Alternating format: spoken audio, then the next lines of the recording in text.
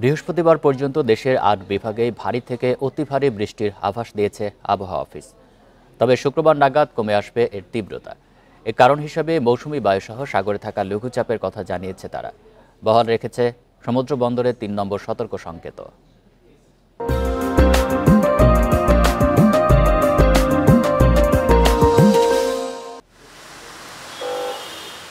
মঙ্গলবার রাত থেকে থেমে থেমে বৃষ্টি, সেই বর্ষণের মধ্য দিয়ে শুরু দিনের প্রথম ভাগও।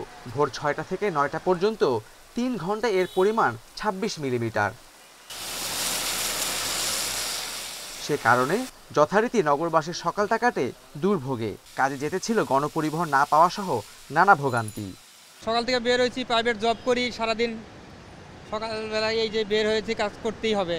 মার্কেটিংয়ের চাকরি, আমাদের তো কোনো শান্তি নাই। বৃষ্টিতে তো সমস্যা হইতেছে, যাতায়াতে অনেক সমস্যা, রাস্তার ভালো না, পানি রাস্তার মধ্যে হাইটে হাইটে আসতে হয়।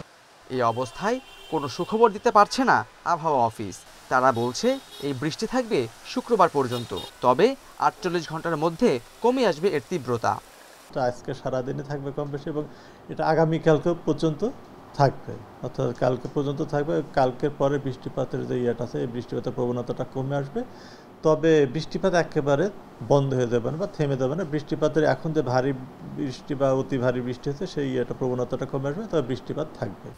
মৌসুমি বায়ুর প্রভাবেই এই বৃষ্টি জানিয়ে আবহাওয়া অফিস বলছে, এর সঙ্গে যোগ হয়েছে বঙ্গোপসাগরে থাকা লঘুচাপের প্রভাব।